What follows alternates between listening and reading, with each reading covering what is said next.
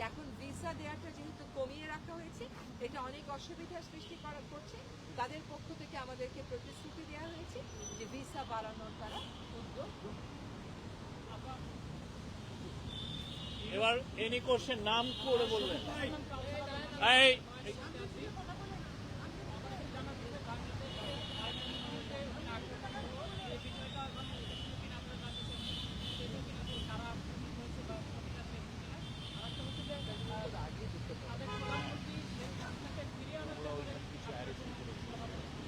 আমরা তাদের